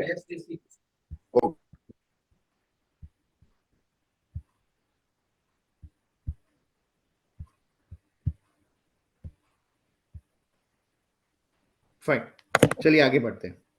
तो यहाँ पे अगर आप देखेंगे तो जो कंसर्न्स है हमारे पास, वो दो कंसर्न्स आते हैं कि यहाँ पे हम जो काम कर रहे हैं वो पहली चीज है, ये जंबल फ्लो वाली जो इंडस्ट्रीज है वहां पे नॉन स्टैंडर्ड कस्टमाइज्ड प्रोडक्ट और हाईली स्किल्ड लोगों की जरूरत रहती है। और ये जो बिजनेस है ना, ये कभी भी स्केल्ड नहीं हो सकता। आप याद रखना, ये 100 करोड़ का अगर बिजनेस करना है तो बड़ा मुश्किल रहता है, बड़ा टाइम टेकिंग रहेगा। और अगर ये होगा तो एक ही परिस्थिति से हो सकता है कि आपका जो बिजनेस है ना, ये फ्लो में यहां से ऐसे करके यहाँ पे आना चाहिए। तो your transformation should happen from jumble flow to continuous process flow industries. तो ये जो इंडस्ट्रीज के ऊपर काम करना है वो ऐसे ही आपको काम करना पड़ेगा, इसके अलावा आपके पास कोई और रास्ते नहीं है।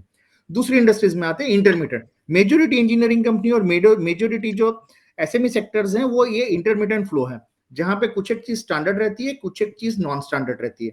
जो स्टैंडर्ड और नॉन स्टैंडर्ड का मिक्स मैच करके ये लोग चलते हैं, वहां पे प्रॉफिट की अनसर्टेनिटी रहती है, हमेशा डिलीवरी टाइम जो है वो बड़े लंबे चौड़े रहते हैं।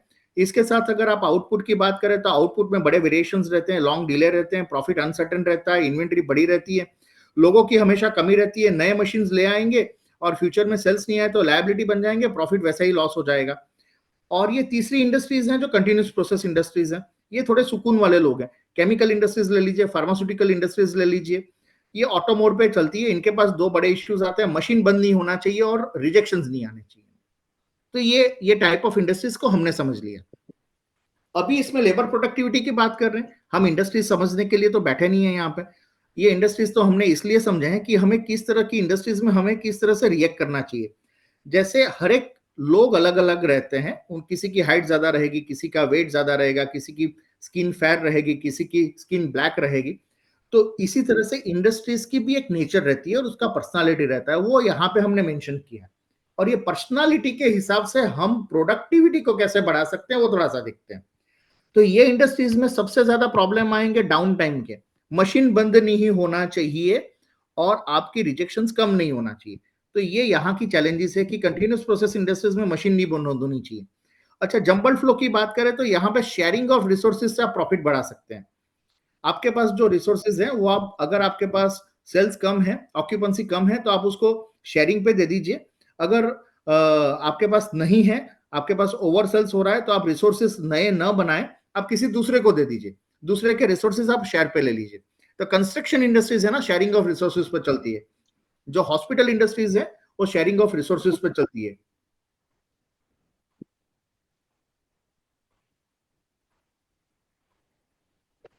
और इसकी वजह से ये चीज हो रही है कि आपके पास जो आउटपुट आ रहा है ना, वो आउटपुट जो है ना, ये आपको एम्पलीफाइड करके यहाँ पे प्रॉफिटेबिलिटी के में लिंक हो जाएगा। तो यहां से ये टाइप ऑफ इंडस्ट्रीज। अभी थोड़ा सा आगे चलते हैं, वापस आते हैं लेबर प्रोडक्टिविटी इंप्रूवमेंट्स में। हम क्या करना चाहते थे? हम ये चाहते थे कि लेबर प्रोडक्टिविटी को इंप्रूव करें। अभी आप देखिए, turnover, number of people in production department, तो हम ये रेशियो बढ़ाना चाहते थे। अभी रेशियो कैसे बढ़ सकता है? ये सिंपल मैथमेटिक्स है।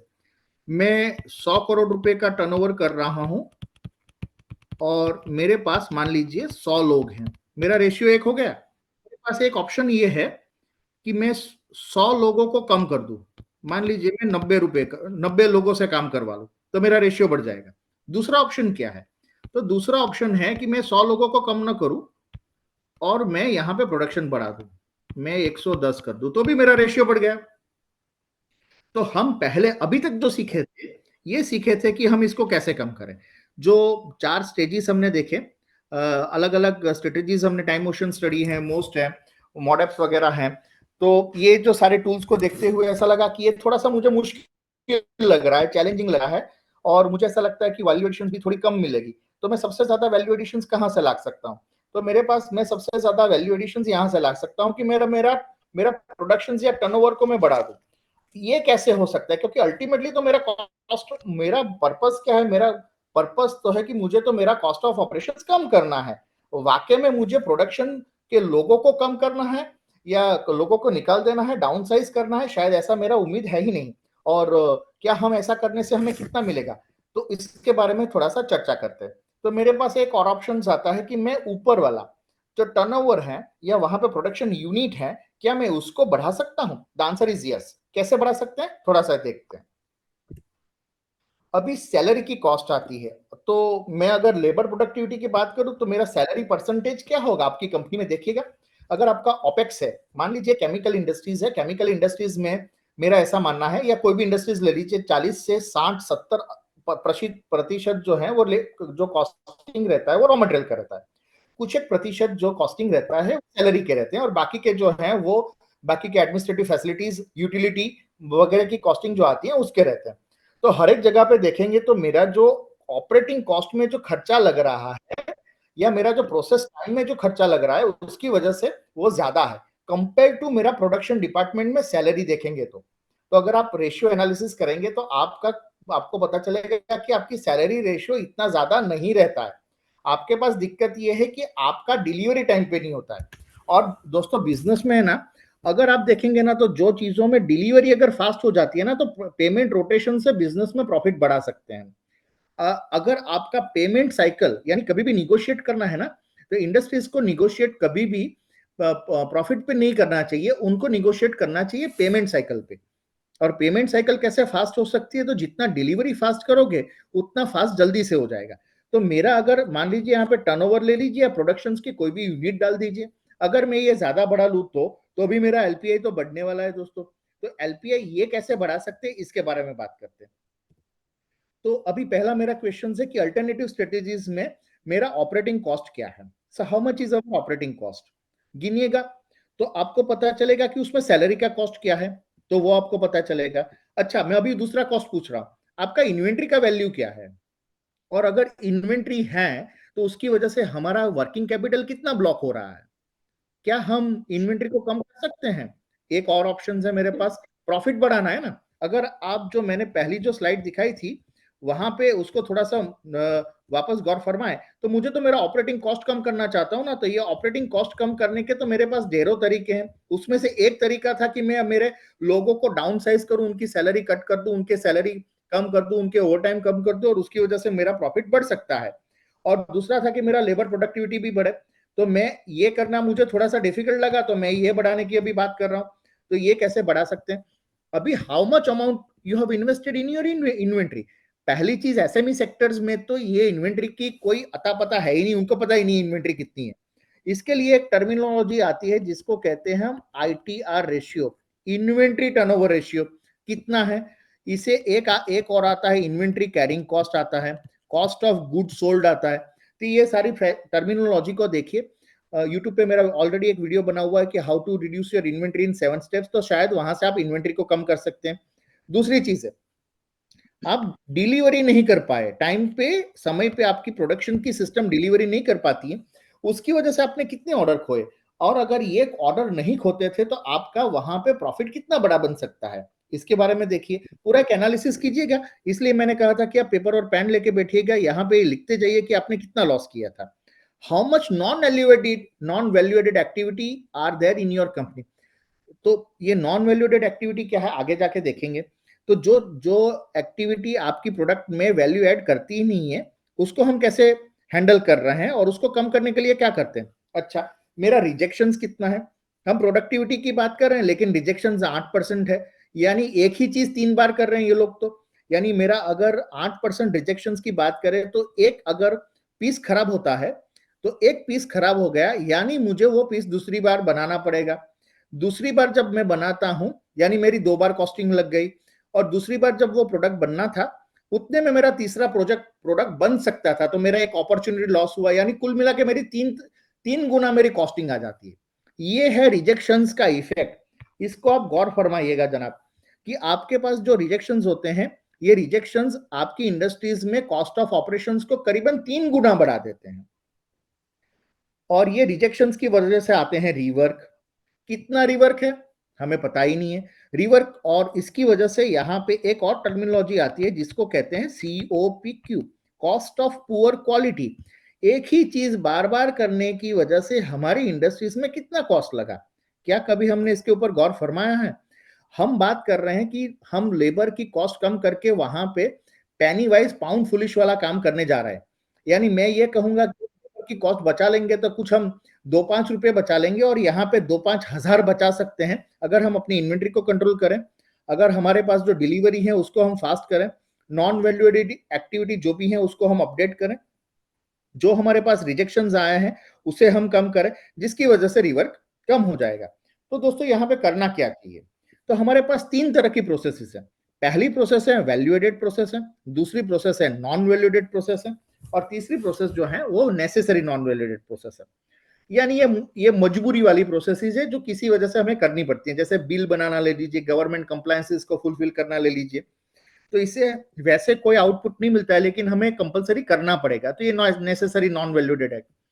जैपनीज मैनेजमेंट सिस्टम ये कहती है जो नॉन वैल्यूडेड एक्टिविटी है ना, ये 95% है आपकी कंपनी में, 95%। अभी आप सीधी बात है कि आप मेरी बात तो मानोगे नहीं, आपको लगेगा कि ये तो ऐसे ही कह रहा है। तो मैं आपको एक छोटा सा एग्जांपल दे देता हूं। आप 20 साल पहले रेलवे में टिकट करवाने जाते थे तो कम से कम 1 घंटे का टाइम लगता था, 30 मिनट का टाइम लगता था। आप घर से निकलते थे, लंबी कतार में खड़ा रहना था, फिर वहां पे एक फॉर्म भरना था। फॉर्म भरने के बाद आपको पता चलेगा कि राजधानी की टिकट आपको मिलने वाली है या नहीं मिलने वाली है। तो वहां पे जो टाइम लगता था वो कम से कम आधा घंटा होता था। आज आप टेक्नोलॉजी की वजह से उन्होंने जो नॉन वैल्यूडेड एक्टिविटी को कम कर दिया है, उन्होंने इलिमिनेट कर दिया है। जाना आना, कतार में खड़ा रहना, ये सारी चीज इन्होंने कम कर दी है, और सिर्फ वैल्यूएडेड एक्टिविटी कि आप अपना नाम, एड्रेस, फोन नंबर अंदर बाकी की डिटेल डालिए और आपको 2 मिनट में टिकट मिल जाएगी। शायद 2 मिनट भी नहीं लगते हैं, 20 सेकंड में ही टिकट मिल जाती है। तो वेस्ट कितना था और कितना एलिमिनेट हुआ। दूसरा, अगर फास्टैग जैसे एक एग्जांपल लेंगे तो पहले तो लोग फास्टैग से पैसे, पहले फास्टैग नहीं था तो लोग पैसे भरते ही नहीं थे। आज इंडिया के अंदर कम से कम 40 लाख गाड़ियां हैं, कम से कम 40 लाख गाड़ियां हैं जो फास्टैग का यूज करती है, और इनका मिनिमम बैलेंस 200 रुपए रहता है। आप देख लीजिए, सॉरी, हाँ, तो ये 40 लाख, सॉरी 40 लाख नहीं है, 4 करोड़ गाड़ियां हैं। 4 करोड़ गाड़ियां 200 रुपए रख रहे हैं, तो 4 करोड़ गाड़ियां अगर 200 रुपए रख रहे हैं तो कितना वैल्यू जनरेट हो रहा है। और इसकी वजह से पहली चीज, वहां पे बहुत सारी जगह पे जो झमेले होते थे वो निकल गए, पैसे नहीं मिलते थे वो निकल गए, और फास्टैग की वजह से गवर्नमेंट के पास एक हैंडसम अमाउंट आ चुका है, बैंक के अंदर वो डिपॉजिट के तौर पे पड़े हुए हैं या गवर्नमेंट के पास पड़े हुए हैं, जिसकी वजह से वो अच्छे से अच्छा काम करते हैं। ये भी एक नॉन वैल्यूडेड को इलिमिनेट करने वाला ही एक तरीका बता रहे हैं। तो अगर आप देखेंगे तो जिस तरह से हम अभी काम कर रहे हैं, एक किराना स्टोर वाले के पास इन्वेंट्री है, उधार में देता है, 1 महीने के बाद पैसा आता है, फिर भी उसके पास सेल्स कम होता है, फिर भी उसका प्रॉफिट कम होता है, क्योंकि पैसे का जो रूटीन ट्रांजिट है वही कम होता है। जबकि अमेजोन पहले पैसा लेता है, अपनी खुद की कोई इन्वेंट्री नहीं है, और सबसे ज्यादा मुनाफा कमाता है, और उसके पास ढेरों चीजें अवेलेबल रहती है। ये जो प्रोसेसेस है ना, ये प्रोसेस आपका लीन ट्रांसफॉर्मेशन का प्रोसेस है। तो ये आपकी इंडस्ट्रीज में आपको क्या करना है, लेबर प्रोडक्टिविटी को इंप्रूव करने की जगह आप प्रोडक्शन रेट को बढ़ाइए। प्रोडक्शन रेट को बढ़ाने के लिए आप नॉन वैल्यूडेड चीजों को एलिमिनेट कर सकते हैं, रिजेक्शंस को एलिमिनेट कर सकते हैं, इन्वेंट्री को कम कर सकते हैं। और ये कैसे, इसके बारे में थोड़ा सा समझते हैं। ट्रेडिशनल अप्रोच क्या रहता है? अगर आपको प्रोडक्शंस बढ़ाना है तो आप प्रोडक्शंस कैसे बढ़ाएंगे? तो आप नए मशीन्स ले आएंगे, नए मैन पावर ले आओगे, ओवर टाइम करवाएंगे, वर्क हार्डवर्ड करवाएंगे, या फिर उनके पास अगर आप देखेंगे तो जो वेस्ट है उसको हम इलिमिनेट करवा सकते हैं। तो ये जो सारे हैं ना, ये ये जितने भी आपने यहाँ पे देखे हुए हैं, ये सारी चीज जो है, ये सारी नॉन वैल्यू एडेड चीजें, ये पुराने ट्रेडिशनल परिस्थितियों में हम जी रहे हैं और ये हमें पता ही नहीं है, इसलिए हमने इंप्लीमेंट नहीं किया। अगर हम नया अप्रोच ले ले जिसे हम केजन अप्रोच के नाम से जानते हैं, तो आप इसमें वेस्ट को एलिमिनेट कर सकते हैं और यही वेस्ट को एलिमिनेट करके आप बेहतरीन से बेहतरीन आउटपुट ला सकते हैं। तो जो वेस्ट है ना, उसको एलिमिनेट कीजिए, कॉस्ट कटिंग की बात न करें। कॉस्ट के ऊपर हमारा फोकस नहीं होना चाहिए, हमारा फोकस जो है वो वेस्ट के ऊपर होना चाहिए। तो यहाँ पे more machines is not good, more man power is not good. एक कंपनी है जहां पे मुझे बताया गया कि हमें लेबर प्रोडक्टिविटी इंप्रूव करना है और उनके 6 मशीन्स जो हैं वो बंद हैं। उनकी मशीन्स की जो चल रहे मशीन्स हैं उसकी ओई देखिए, ओवरऑल इक्विपमेंट एफिशिएंसी, जो कंटिन्यूस प्रोसेस इंडस्ट्रीज रहती हैं उसमें सबसे ज्यादा है, उनकी 18% आई है जनाब।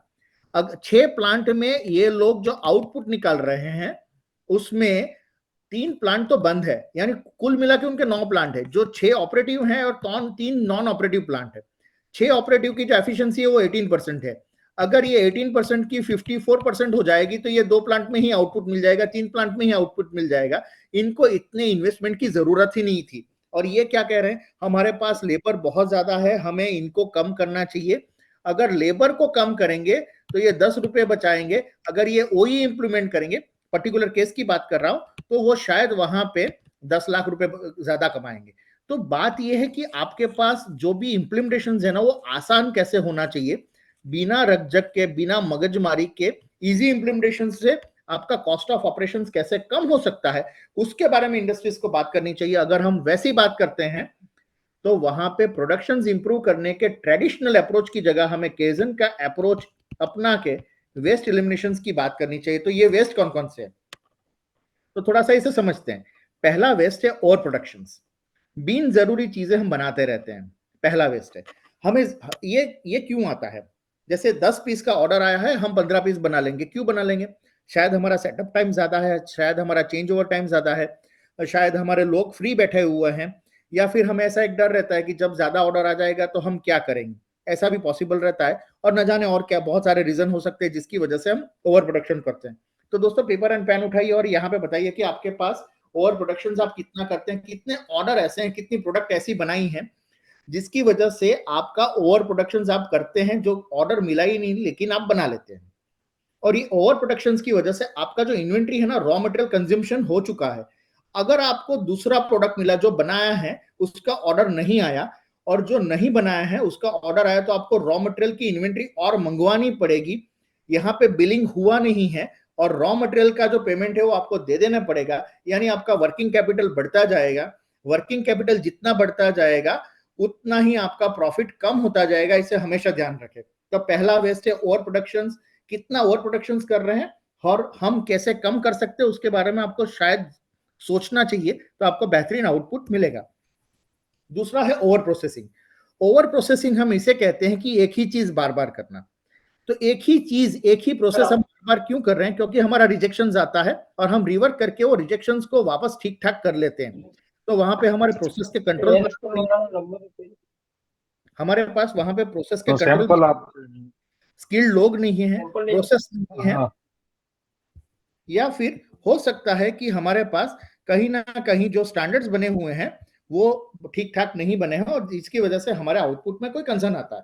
तो पहली जो चीज है हमें रिवर्क कम, दूसरी जो चीज है वो हमें रिवर्क कम करना चाहिए। एक ही चीज हम बार बार नहीं करेंगे, फर्स्ट टाइम राइट का कंसेप्ट डालेंगे। अभी थोड़ा सा मुआयना कीजिएगा कि आपके पास रिजेक्शन कितना आता है और रिवर्क कितना आता है, और जो रिजेक्शन आता है उसमें से रिवर्क कितना कन्वर्ट करते हैं, और इसकी कॉस्ट है ना 3 गुना लगेगी आपको, ये हमेशा याद रखिएगा। रिजेक्शंस, प्रोसेस पे कंट्रोल नहीं है और हम बड़े आराम से बोलते नंबर तो हैं। मैं विशाल भाई ने आईपो से Somebody's mic is on. Just a second.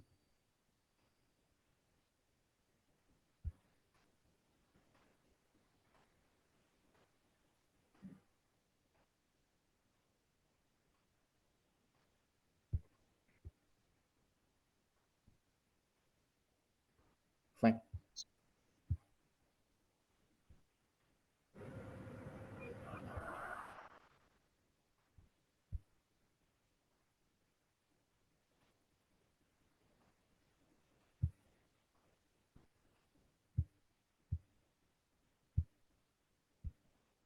Just a second, thank you so much.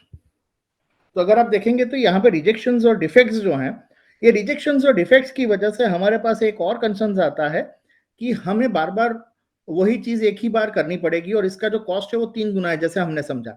लेकिन यहाँ पे इतना ठीक नहीं है। आज भी हम पिछले 50 साल पुरानी टर्मिनोलॉजी को यूज कर रहे हैं, जिसे हम परसेंटेज रिजेक्शंस कहते हैं।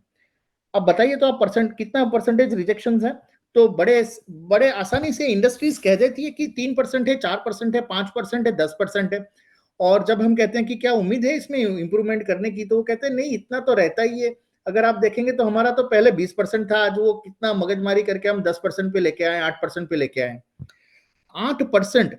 अगर 100 फ्लाइट अगर दिन में लैंड होती हैं, उसमें से एक फ्लाइट का क्रैश लैंडिंग हो जाए तो चलेगा क्या? जवाब आएगा ना। 100 ट्रेन रोज चलती है, उसमें से एक ट्रेन का एक्सीडेंट हो जाए तो चलेगा क्या? नहीं, जवाब ना है। आप कितनी बार घर से बाहर निकलते हैं, गाड़ी में जाते हैं, खुदा ना खास्ता कहीं पे 100 दिन अगर आप ट्रैवल करते हैं, उसमें एक दिन आपका एक्सीडेंट हो जाए तो चलेगा क्या? Answer is no. When the 1% is not accepted in your personal life, why that 1% of rejection is accepted in your industries? हमें ये एक्सेप्ट क्यों कर रहे हैं? और इसका कॉस्ट कितना है? 3 गुना है। देखिए, जो पिछले वाले जो 2 है ना, वो इसकी वजह से आते हैं।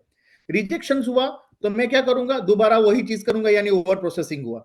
रिजेक्शन होता है तो मुझे ऐसा लगता है कि 2 चीज होती है, 2 पीस बनाए हैं, उसमें से एक रिजेक्ट हो जाएगा तो वापस मुझे बनाना पड़ेगा, तो चलो 2 की जगह मैं 3 बना लेता हूं, तो मेरा ओवर प्रोडक्शन हो जाता है। तो ये जो रिजेक्शन है वो वैसे ही कम हो सकता है। तीसरा जो और बड़ा जो दुख दर्द वाला कार्यक्रम है वो है वेटिंग। चीजें पड़ी रहती हैं। अगर आप देखेंगे, एक इंडस्ट्रीज का हमने मुआयना किया था, तो करीबन 66 डेज में उनका एक बैच बन सकता है। हमारे पास एक वैल्यू स्ट्रीम मैपिंग करके टूल आता है, जिसको इंप्लीमेंट करके हमने वहां पे काम किया था। तो 66 डेज में एक बैच बन सकता है, बैच बन रहा था प्रेजेंट कंडीशन से। और अगर हम मुआयना करते हैं तो 66 आवर्स में जो बैच बन रहा था, वो सिर्फ 8 घंटे में आउटपुट आ सकता है, अगर वहां पे कोई वेटिंग नहीं रहे तो। इस तरह से इंप्रूवमेंट करके अभी वो 66 डेज का जो बैच है, वो अभी करीबन 11 दिन में बन रहा है। 8 घंटे आने में थोड़ा सा टाइम लगेगा, लेकिन 66 डेज से 11 डेज में प्रोडक्शन कर देना, ये अपने आप में ही एक आउटपुट है। उनका जो प्रॉफिट है वो करीबन 1.5% जितना बढ़ चुका है, और जो रिसोर्सेज यूटिलाइजेशन है वो बहुत बढ़िया से हो रहा है। तो ये वेटिंग वाला जो है वो बड़ा मशक्कत वाला कार्यक्रम है कि चीजें पड़ी रहती है। ड्राइंग नहीं आया तो पड़ी रही, मटेरियल नहीं आया तो पड़ी रही, इंस्पेक्शन नहीं आया तो पड़ी रही। एक 10 लाख रुपए का मशीन था, जिसमें ओके टेस्टेड का एक 10 पैसे का लेबल नहीं लगा था, उसकी वजह से हम मशीन को डिस्पैच नहीं कर पाए थे, क्योंकि कोई लीगल कंप्लायंसी थी, कस्टमर की जरूरत थी, और वो 10 पैसे के लेबल की वजह से वो मशीन वहां पे 3 दिन पड़ा रहा था। ये कितना बड़ा लॉस है, और इसकी वजह से आपके पेमेंट साइकिल में कितना बड़ा इफेक्ट होता है, इसके बारे में जरूर से सोचिएगा। चौथा है इन्वेंट्री। हमारा ऐसा मानना है कि हमें इन्वेंट्री तो रखनी पड़ेगी, और मैं ना नहीं बोल रहा हूं। आपका मॉडल क्या है? मेक टू ऑर्डर है कि मेक टू स्टॉक है? ऑर्डर आएगा तब आप बनाओगे, या आप बना के रखोगे और प्रेशर जो है वो सेल्स पे रहेगा? आपका क्या स्ट्रेटेजीज है? Following both the strategies will not improve anything. यानी मैं मेक टू ऑर्डर भी कर रहा हूं, मैं मेक टू स्टॉक भी कर रहा हूं, तो काफी टाइम तो मैंने ये देखा है कि जो बना के रखे हुए हैं बिक नहीं रहे हैं, जिसका ऑर्डर आ रहा है इसके लिए इनके पास पैसे ही नहीं, या वहां पे क्रैश क्रंच चल रहा है, तो जिसकी वजह से वहां पे आउटपुट नहीं मिल रहा है। तो ये जो चीज है ये कम करनी चाहिए। तो ये और ये इन्वेंट्री कैसे आती है?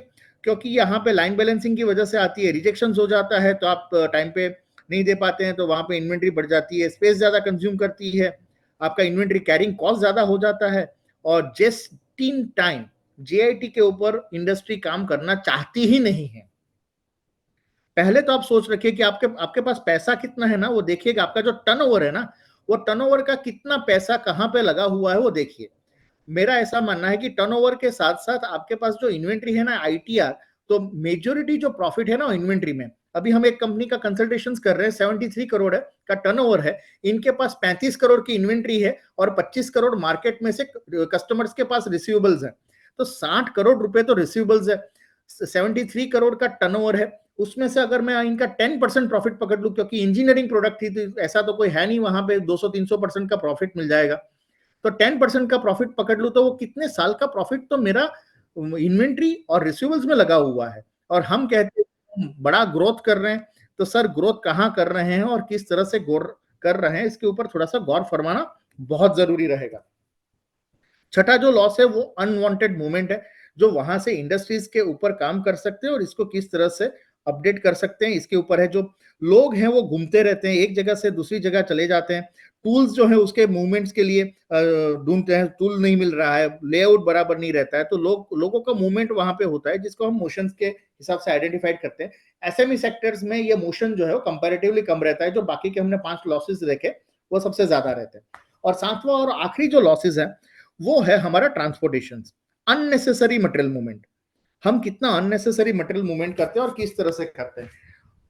ऐसा मैंने देखा है कि जो मल्टीनेशनल कंपनीज हैं या जो केमिकल या फार्मास्यूटिकल प्लास्टिक की इंजीनियरिंग की कंपनी है, वहां पे मटेरियल हैंडलिंग सिस्टम अच्छी नहीं रहती है, जिसकी वजह से उनको मटेरियल मूवमेंट के लिए जितने लोगों से काम होना चाहिए था उससे ज्यादा लोगों से काम होता है, और वो मटेरियल मूवमेंट को मैनेज करना नहीं चाहते हैं, वो लोगों को मैनेज करना चाहते हैं। तो ये जो 7 वेस्ट है ना, अगर हम इसके ऊपर काम करते हैं तो हमारा लेबर प्रोडक्टिविटी जो है ना वो बढ़ सकता है। हम जो ऊपर का जो था टर्नओवर कितना आएगा या हम कितना यूनिट्स प्रोड्यूस कर रहे हैं वो कम लागत से ज्यादा प्रोड्यूस कर लेंगे, और इसकी वजह से ना सिर्फ आपका लेबर प्रोडक्टिविटी इंप्रूव होगा लेकिन आपका प्रॉफिटेबिलिटी इंप्रूव होगा, आपकी यूटिलिटी कॉस्ट इंप्रूव हो सकती है, आपकी इन्वेंट्री कम हो सकती है, आपके रिजेक्शन जीरो हो सकते हैं, और इसके साथ साथ आपका ट्रांसपोर्टेशन भी कम होगा, ओवर प्रोसेसिंग और ओवर प्रोडक्शन कम हो जाएगा, और यहाँ पे आपका जो मैन्युफैक्चरिंग लीड टाइम है वो भी वहां पे कम हो सकता है। और मैन्युफैक्चरिंग लीड टाइम शायद अगर आपका कम हो जाएगा तो आप कॉम्पिटिटिव एडवांटेज भी ले सकते हैं, जिसमें इंडस्ट्रीज से पता चल जाएगा कि आप किस तरह से क्या क्या काम कर रहे हैं। तो ये कुल मिला के लेबर प्रोडक्टिविटी को इंप्रूव करने के लिए हमने अपडेट किया था। अगर आप कोई चीज पूछना चाहते हैं तो चैट बॉक्स में आप अपडेट कीजिए। जो 6 पॉइंट था ना वो मोशन है। किसी ने चैट बॉक्स में लिखा है कुंदन जी ने कि 6 पॉइंट क्या था, तो 6 पॉइंट जो है वो मोशन है। मोशन यानी जो लोग इंडस्ट्रीज के अंदर घूमते रहते हैं, मूवमेंट होती है उनकी, उसे मोशंस कह सकते हैं। टूल का भी होता है, उसे भी मोशंस कह सकते हैं, तो उसके बारे में हम काम कर सकते हैं। तो ये कुल मिला के ऐसी बात थी कि किस तरह से आप अपनी इंडस्ट्रीज को यहाँ से अपडेट कर सकते हैं और किस तरह से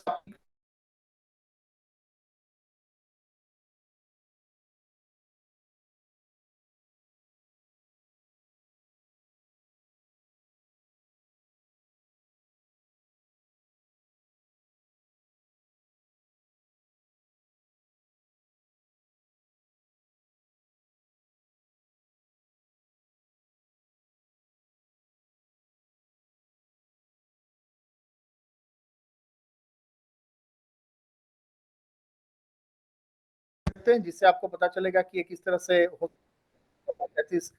टीम वुड मैं चैट बॉक्स में लिख देता हूँ,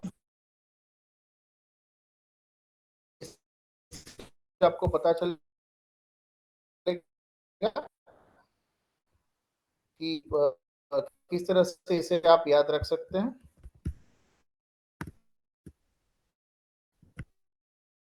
just a second. Inventory, motions, waiting, over productions, over processing and defects. तो ये टीम वुड से भी आप इसे आइडेंटिफाइड कर सकते हैं। अगर आपके कोई क्वेश्चंस हैं तो आप मुझे चैट बॉक्स में जरूर से बताइएगा। प्रेजेंटेशंस जो हैं ये प्रेजेंटेशंस तो हम शायद शेयर नहीं कर पाएंगे, लेकिन इसका जो वीडियो लिंक है, अगर पूरी मीटिंग रिकॉर्ड हुई है तो इसका पूरा वीडियो रिकॉर्डिंग आपके साथ अवेलेबल रहेगा और हम आपके साथ शेयर करेंगे। अगर आप अपनी इंडस्ट्रीज में किसी भी तरह का इंप्रूवमेंट करना चाहते हैं तो हमने करीबन अभी तक 100 इंडस्ट्रीज में काम किया, 1000 इंडस्ट्रीज में काम किया है। जितनी भी मल्टीनेशनल इंडस्ट्रीज को आप जानते हैं सारी मल्टीनेशनल इंडस्ट्रीज में हमने कहीं ना कहीं वर्कआउट किए हैं। तो ये चीजों से आपको कोई ना कोई वैल्यू एडिशन हम कहीं ना कहीं पे दे सकते हैं। अगर आपको ये ट्रेनिंग प्रोग्राम अच्छा लगा है तो लिंक्डइन पे जाके हमें रिकमेंडेशन जरूर से दीजिएगा। इसमें कोई कॉस्ट नहीं है, और ये सिर्फ हम ये इसलिए कर रहे हैं कि इस चीज में हम ज्यादा से ज्यादा अवेयरनेस ले पाए, और ये अवेयरनेस देने से एक नेशन के भी बेनिफिट होते हैं। तो आपने अपना यहाँ पे कीमती वक्त इन्वेस्ट किया है, उसके बारे में मैं बहुत तहे दिल से धन्यवाद कहना चाहता हूँ, और आपको आउटपुट में दे पाया हूँ ऐसी उम्मीद रखता हूँ। अगर आपको लगता है कि कहीं पे ऐसी इम्प्लीमेंटेशन की गुंजाइश है और आप हमसे कोई प्रोबोनो कंसल्टेशन या कोई गाइडलाइन चाहते हैं तो भी हमें बताइएगा। मेरा मेल आई में चैट